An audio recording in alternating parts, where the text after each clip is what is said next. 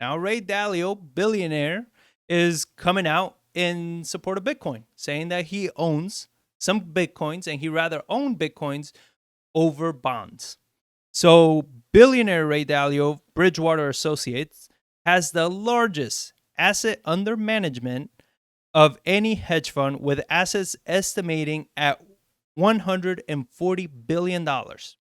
Naturally, much of Ray Dalio's investments philosophy may sound familiar to the Bitcoin faithful. Most, and this is from Ray himself, most of what people think is money is really credit, and it does disappear. As implied by this, a big part of the deleveraging process is people discovering that much of what they thought was their wealth isn't really there. And he wrote that back in 2008. So Dalio backs investment in Bitcoin rather than a bond because he believes this strategy could lead the government to reduce its control over the monetary system. The statement is quite surprising because his $140 billion fund held substantial investments in government bonds and treasuries. Dalio, who believes Bitcoin's greatest risk is its success, says he owns some Bitcoin but didn't say how much. Early this year, Ray Dalio expressed his intention of investing in cryptocurrency to protect investors against currency devaluation. Dalio said in a CoinDesk conference that cryptocurrency can work as the best store of value in a volatile environment, and he has expressed concerns over the Treasury's behavior towards digital currencies. He claims that the U.S. government could put strict regulations, controls, or might completely ban cryptocurrencies due to increasing competition with Treasury bonds. So, one of the great things I think as a worry is the government has the capacity to control Bitcoin or the digital currencies, to control Bitcoin or the digital currencies. They know where they are and they know what's going on, he said. So while he is in Bitcoin because he feels that it makes the most sense, right? It feels like he's saying the same thing that we have. You got to protect yourself against the devaluation of the dollar. He looks at Bitcoin almost like gold. He Well, looks at it it's as the a same. protection of the value. Well, it's also the thing we talked about too. Like, what is the biggest risk? Is the government stepping in and controlling it? They're like, oh, they can't control it. I'm not gonna hedge my entire wealth on the fact that U.S. government can't come in and control something. When like, that's one of the things I've learned. I just study economies. Like, never like even thing we looked at. Like, oh, this economy is gonna crash. Like, well, the Fed saved it. Oh, that's fake. Well, they've been saving it for what? When does the old become the new? Now, where it's like they've been doing it for 14 years. So everything's inflated. Like everything shifts. Like I'm not gonna bet against the Fed and the U.S. government to be able to like just come unhinged and lose all of its faith and power because of one new technology comes along and wipes out what the last 250 years of entrenched ability into the financial systems. So you're saying that the U.S. economy, the U.S. government can control Bitcoin? To the effects that everyone says that Bitcoin can overthrow the dollar. That's where I kind of go at. It's like when you look Okay. at the amount of trade and everything, the organizations to where like you come across, like if companies band together, countries band together around, it was like, yeah, we're not going to use it. It becomes a black market So use amongst private people. that point that you're just hitting right there is what I was thinking. Is the only way I believe the U.S. can actually do something detrimental to Bitcoin is if they say they come together with other major countries in the world and say, "Hey, look, if this shit hurts us, it's gonna hurt you." Yeah. Either we Oh, come for together sure. and we start battling cryptocurrency, or it's gonna hurt us all. Oh, drastically. Now, that being said, what's stopping China and Russia getting together and saying, F you, we're going to back crypto And that's what I said. to purposely, right? To have that battle. Mhm. Because right now it's like, yeah, we don't have wars anymore of like World War and stuff like that, but we are having currency wars. These countries are fighting continuously with interest rates, with money, with printing, with borrowing. That's their war right now. That's who they're using to fight these wars.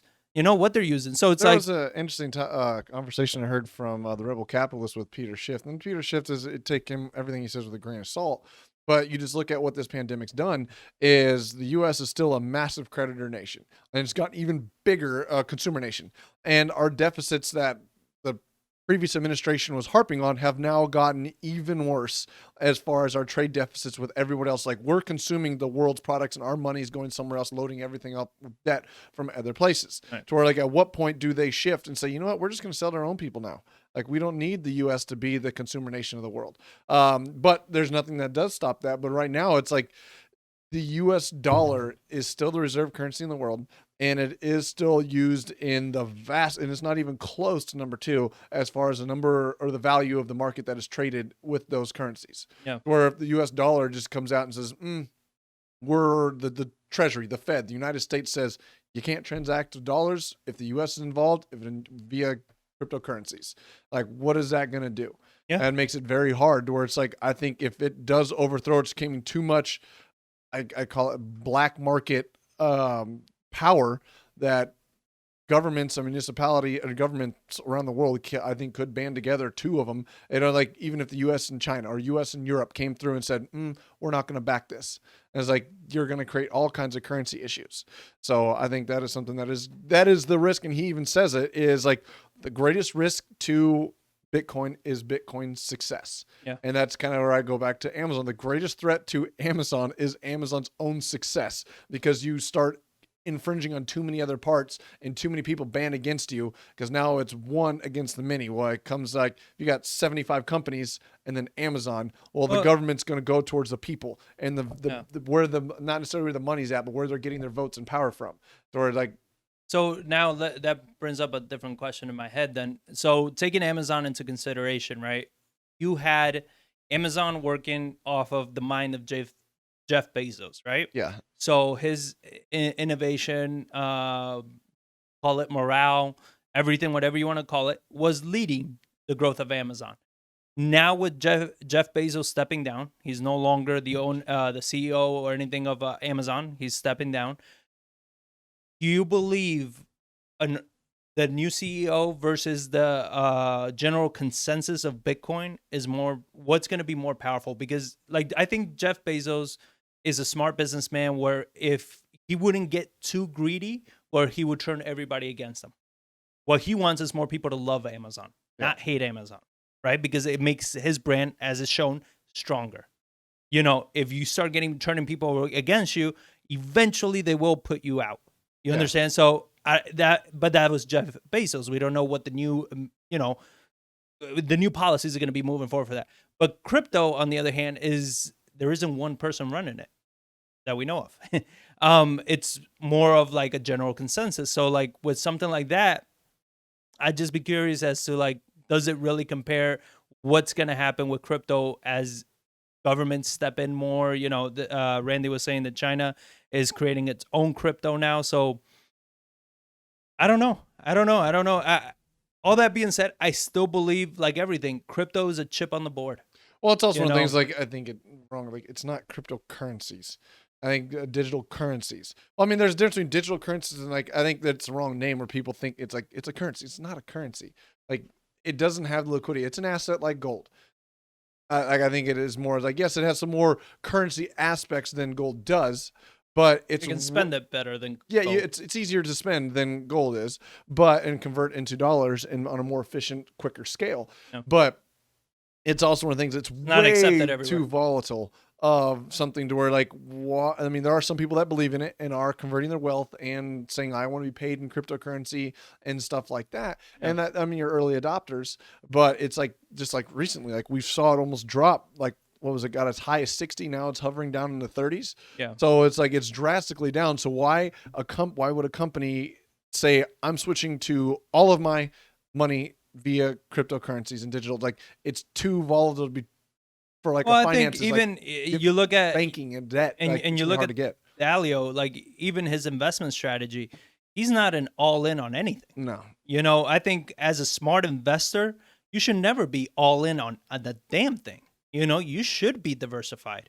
You know, you should be, you know, a little bit here, a little bit there. You know, what are two investments that are the complete opposite of each other? Invest a little bit in each one, because if one blows up, the other will come down, and vice versa, right? So I think as an investor, you need to diversify. You need to be able to be spread out. Like we heard that one idiot that he's 96% in Bitcoin. I'm like, my God, you know what I mean? Like, I wonder until when, I wonder until when he's going to be that 96%. God, Because the level of risk is well, just right now, it's like insane. you almost lost 50% of your wealth in the matter of the last month. Yeah.